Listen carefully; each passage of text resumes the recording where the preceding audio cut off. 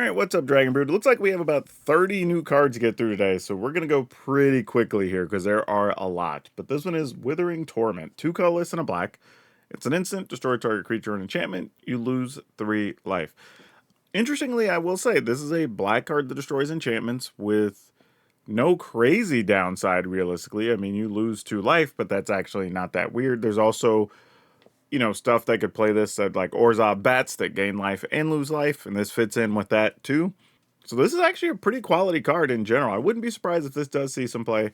Worst case scenario, in sideboard stuff, because this can get rid of Caretaker's Talent, things like that that are a little bit of a nuisance. Enduring Courage, 2 colorless, red, so 4 mana for a 3/3, enchantment creature, Glimmer Dog. Whenever another creature you control enters, it gets +2/+0 and gains haste on their turn. When this dies, if it was a creature, returns to the battlefield under its owner's control. It's an enchantment. This kind of reminds me of another Magic card, actually. Was it Ogre Battle Driver? I think is the name of the card. And that got played some. I think there was like a couple of small combos with it. Obviously, Magic's much different now, but it's possible that this could still see play. The fact that this class of cards dies and comes back as creatures, dies and comes back as enchantments, actually make them pretty playable, really. So I don't know where this is going to end up just yet. It is a 4 mana 3/3, but every creature after that getting +2 in haste is a pretty big bonus. And again, if it dies, you just get that anyway forever until your opponent gets rid of your enchantment. So yeah, this will be an interesting one to see where it ends up. Rootwise Survivor, 3 colorless, green for a 3/4 haste human survivor. At the beginning of your second main phase, if this is tapped, you put 3+1/+1 counters on up to 1 target land you control. That land becomes becomes 0/0 elemental, and it has haste until your next turn.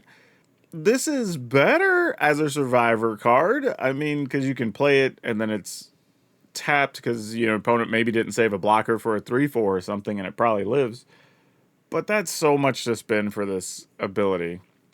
I like 5 mana. I just I don't feel great about it. This is better than some of the others we've seen, obviously, but I think so far there's been one survivor that I think is actually worth playing on its own merits. I think the others were still in a situation where we're having to work to make them a thing. Though this one, I at least can say, has some benefits of its own. Then we have Gremlin Tamer, white, blue, human scout, 2/2. Weird that this is a blue-white card. It feels like it should be like white-green or red-blue or something, but regardless. It has Eerie. Whenever enchantment you control enters or you unlock a room, create a 1/1 red gremlin creature token. Okay. I mean, it's a little weird that you have a blue card, white card making a red token, but I mean, one of the best room decks is probably going to be blue heavy, whether it's blue white or blue red. So yeah, this just makes sense. If you're playing that type of deck, you'll probably play this as one of your creatures.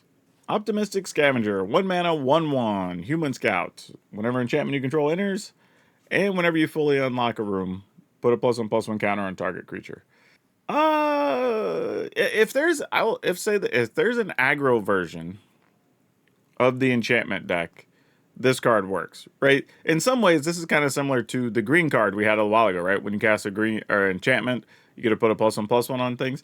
This is kind of the same thing, but in white. So we've just sort of replaced a card that already exists. So if that deck is still a thing in the future, we know this type of card is playable.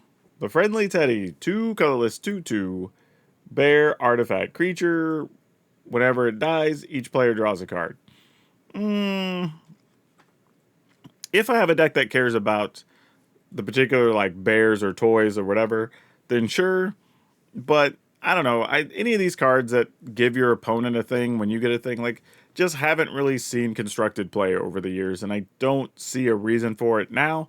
Again, unless the particular creature types of this card matter that much. Found Footage, 1 colorless artifact, clue. You can sacrifice found footage, surveil 2, then draw a card. You may look at the face down creatures your opponent controls at any time. Alright, this will have much more value in limited play, I think, obviously, because the opportunity cost feels much lower there. But just being able to have that extra information is nice. I don't think this is going to find its way into Constructed, because in Best of One, you're not going to want this against a bunch of decks where that mechanic's just not even going to pop up. You're also not going to waste sideboard cards on it. So, yeah, probably not a thing, but cool design. Midnight Mayhem, 2 colorless, white-red. Create 3 1/1 red Gremlin creature tokens. Gremlins you control gain menace, lifelink, and haste until end of turn. So yeah, this is a card. We've seen some version of this before. I think it's made like 3 soldiers. We've had one that's made, I think, 3 vampires. This time, you're also getting menace and lifelink and haste with them, which is super nice. So worst case scenario, you're paying 4 mana for a 3/3 lifelink haste menace creature, effectively. But if you are playing other goblin or gremlins, I haven't really been keeping track. There could be enough that we could play with maybe, or try to turn into a thing.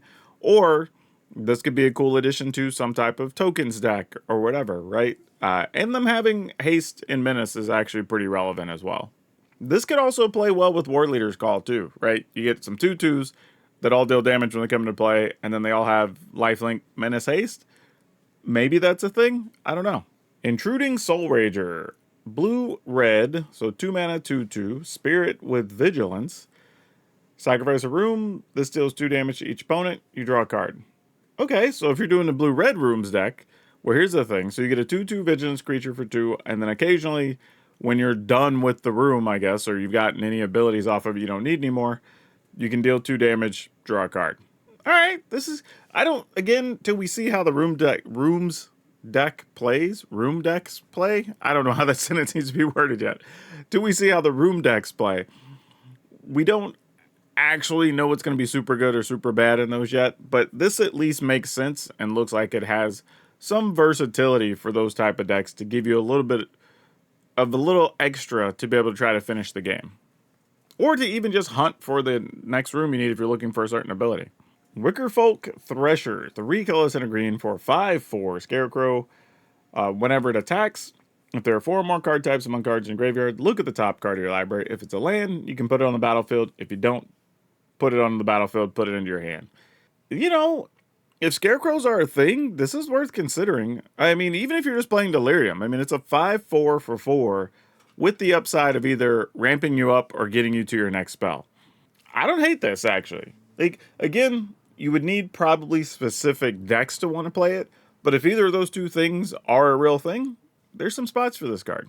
Vavas Onslaught, XX green, sorcery, manifest dread, X times, then put X +1/+1 counters on each of those creatures. Wow. Ooh, so if you were able to ramp up, say you're playing some crazy ramp shenanigans, and let's say you get to, I don't know, what we need, like 7 mana to be able to do this 3 times. That's not that bad, right? 3, 3, and 1, so that's 7. So you would manifest dread 3 times, so you put 3 2/2s, but then they each get 3 +1/+1. So you're paying 7 to get 3 5/5s. And you could turn them up, right? So they might be bigger than 5/5s, depending on the type of deck you're playing. Man, even if it says a top deck, right? Like, say you just draw this on turn 9, 10, whatever. Like, make 4 6/6s. You know what I mean? Like, there's the upside on this card's kind of high. Like, in worlds where we've already wanted to play Doppelgang, this gives you some of that benefit without having to play another color. Yeah, I don't know. This is a wild one. Flesh Burrower. Colorless and a green for a 2/2 Death Touch insect. Whenever it attacks, another target creature you control gains Death Touch till end of turn. It's fine. Like, in Limited, you play this because it's a Death Touch creature. You know, I don't think there's enough insects that this is going to matter for a creature type. And there's just too many better 2-mana things we can play in Constructed in green. So probably not playing too much of this card. But it's not terrible. Defiance Survivor. 2 colorless and a green for a human survivor. 3/2. At the beginning of your second main phase, if this is tapped, you manifest dread. Okay. This has more uses than some of the other ones for a few reasons. One, it's a 3/2 for 3. It's at least sizable power. You can fight with it on its own. But if you're already playing the Manifest Dread deck, where you're putting face down stuff or whatever, your opponent's going to be forced into a situation, right? Like, do I block this so you no longer get to manifest dread for free? Or do I block one of the other 2/2s and risk getting blown out, right? So this at least has some gamesmanship to it and some strategy behind it that could force your opponent to make a tough decision. Because if they don't block one of those other things, it's also, does that just turn face up and kill them, right? Or do a significant amount of damage. That turns into a 4/4 or 5/5 or something. So, and whatever ability it has, I guess. Yeah, I wouldn't turn my nose up at that. Again, I don't think it's great. I'm not going to sit here and say that. But I at least see some uses for this compared to a lot of the other survivors. Crypted Inspector. 2 colorless and a green for a 2/3 elf warrior with vigilance. Whenever face down permanent you control enters, and whenever this or another permanent you control is turned face up, put a +1/+1 counter on Crypted Inspector. So whenever a face down permanent you control enters, and whenever this or another permanent you control is turned face up, put a +1/+1 counter on this card. Okay. 3 mana, 2/3 with vigilance, and it gets bigger every time you play a face down thing. Like, reasonable. I also like the fact that it has its own ability to turn face up. It reads weird, but you're probably already playing this in a manifest dread card deck or whatever. Mechanically, all the things that turn stuff face down into 2/2s. So it can get the bonus from turning itself face up, which then gives you a 3/4 for 3 mana, which is kind of nice too. So yeah, there's a lot going on. I do feel like we're getting enough parts that this deck is at least possible. You know, like, I think it's one of those things where, like, we're going to have the pieces. There's enough now that this could be a real thing. Coordinated Clobbering. A green, 1 green, sorcery. Tap 1 or 2 untapped creatures you control that each deal damage equal to their power to target creature and opponent controls. Oh yeah, we've had something like this before. I don't mind this, right? If you're willing to play a sorcery speed bite spell anyway, this now lets you use 2 creatures to kill a bigger thing potentially. But you can still do it with just 1. So, I guess, well, this doesn't hit planeswalkers though. I was about to say it's better than the other 1 green one we've been playing, but I guess that's a metagame call. I would say if you're seeing a fair amount of planeswalkers or think you need to kill them, then you play the other one we already have. If you don't think that's a thing, then I think you can go ahead and play Coordinated Clobbering, and then you just get the upside of possibly being able to do it 4 more. The other cool thing here, too, there is something to note, that you can choose 2 creatures you control that, say, are both like 3/3s or 4/4s. So if your opponent wants to respond by killing one of your creatures, the target would still take damage. Whereas if you just had 1 creature you're targeting of yours, and that creature dies, no damage will happen to the defending creature. So, small things, but it does have some upsides over other options. Cautious Survivor. 3 colorless and a green for a 4/4 Elf Survivor. At the beginning of your second main phase, if this is tapped, you gain 2. What's funny is this is the most likely to still be tapped and survive because it's a 4/4, and it has the smallest ability, realistically, of just gain you 2 life. It's fine. Like, the thing about this card, again, in Limited, I think you play it. It's a 4/4 to gain your life every turn. That's awesome. In Constructed, I don't know what deck would want to play this just to get the 2 life, right? Anything, like, even just elves themselves. I played an elf deck on the channel a couple days ago, right? Even that has better 4 mana things you want to be casting than just this. So, while this is the most likely survivor, I guess, just the 2 life I don't think is big enough for Constructed play. Ragged Playmate, colorless and a red for a 2/2 artifact creature toy. Pay colorless and tap it. Target creature with power 2 or less can't be blocked this turn. Again, if the creature type matters, maybe this gets a shot, but otherwise it's pretty linear to fit into too many decks universally. Most Valued Slayer, 3 colorless and a red for a 2/4 human warrior. When you attack, target attacking creature gets +1/+0 and gains first strike until end of turn. Not great. Not great. Again, for limited play, maybe it's worth considering, but for Constructed, there's no chance. Impossible Inferno, 4 colorless and a red. Instant. Deals 6 to target creature. If you have Delirium, exile the top card of your library. You may play it until the end of your next turn. Yeah, limited play. It's just 6 damage straight up. Kills a big thing, possibly get you another card. That's great. Constructed, we're not even touching this. It's just too high for being too limited, I think. Resurrected Cultist, 2 colorless and a green for a 4/1 human cleric. You can pay 2 black, return this card from your graveyard to the battlefield with a finality counter. Activate only if there are 4 or more cards among card types in your graveyard, only as a sorcery.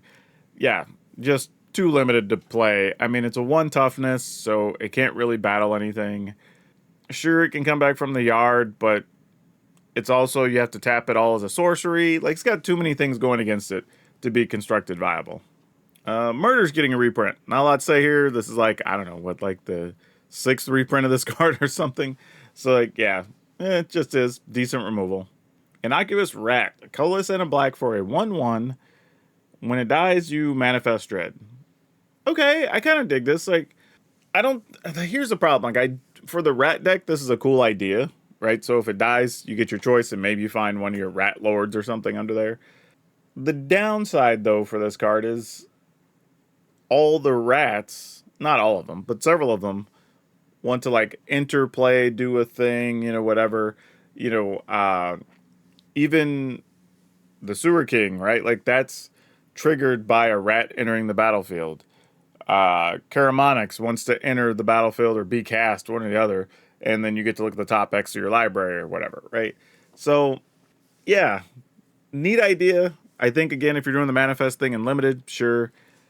I just think this card itself is too limited and doesn't really have a home for constructed right now. Well, I say that. There's a world if the manifest deck happened to be green-black, then maybe. Though I think right now it's more likely to be green-red. Vanish from sight. 3 colorless and a blue for an instant. Target non-land permanent's owner puts it on top or bottom of their library. Surveil 1. Yeah, at this cost, this is just a limited option. We have other cards that do this for cheaper or let you bounce multiple things or whatever. So yeah, probably not going to be playing this one. Unable to Scream. It's just 1 blue for an enchantment creature. Or to enchant creature. My bad. It's an aura. Enchanted creature loses all abilities and is a toy artifact creature with base power and toughness 0/2 in addition to its other types. As long as the creature is face down, it can't turn face up. This is just a reasonable removal card. You know, you just turn a creature into an 0/2.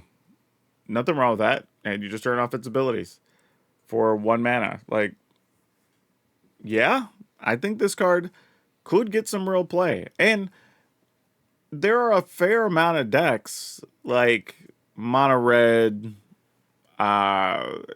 let's say the rabbits, stuff like that, that if you were playing an aggressive Azorius deck or something, this could be a reasonable thing to have 3 copies of, right? You play it on one thing and then just basically shut the creature down so you don't have to worry about it anymore.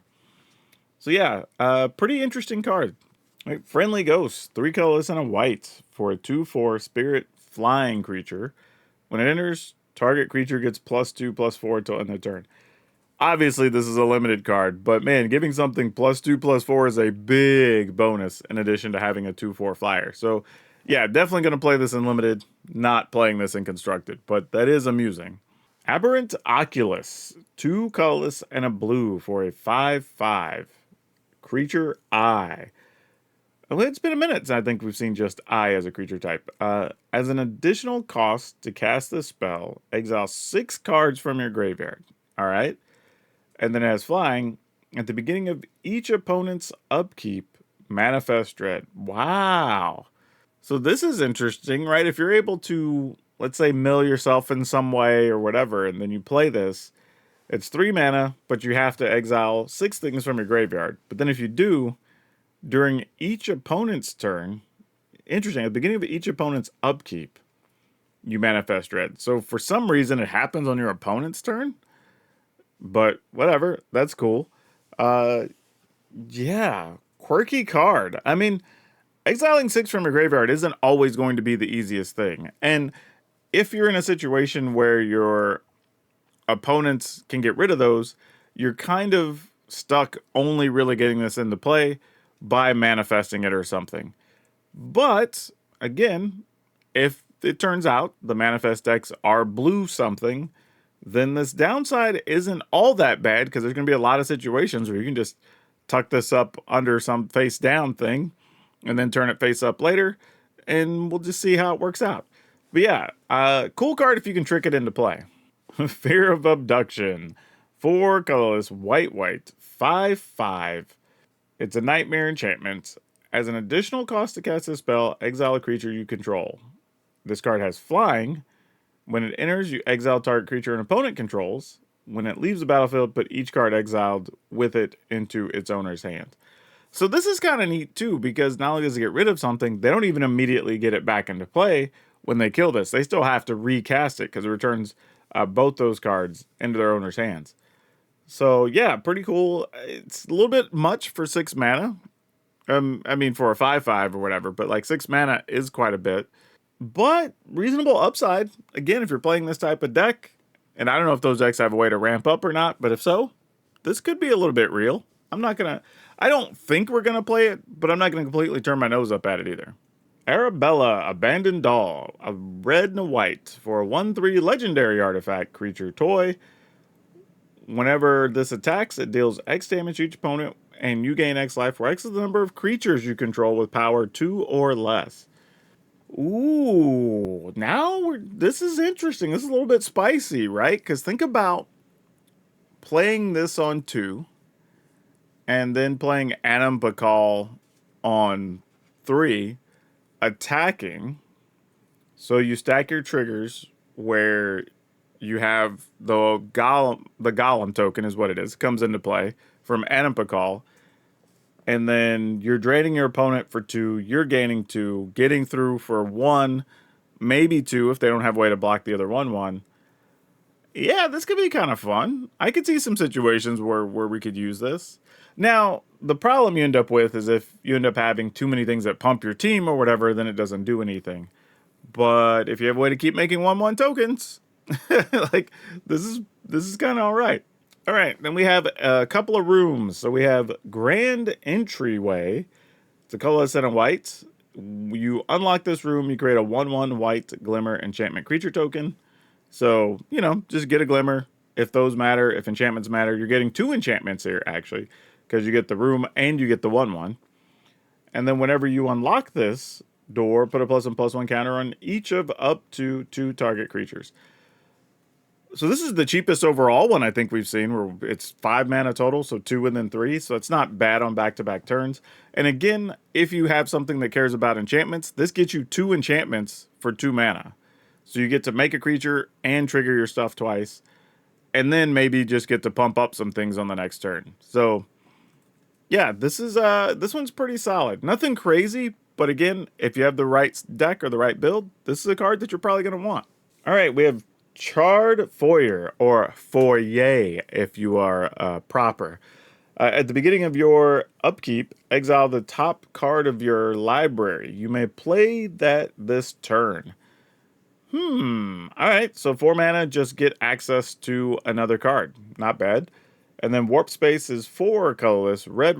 Once each turn, you may pay 0 rather than pay the mana cost for a spell you cast from exile. Okay, so this just builds on itself, right? You pay 4 mana, you get access to an extra card every turn, and then once you get to 6, now whatever you've exiled just doesn't cost you anything. So your bonus spell is free.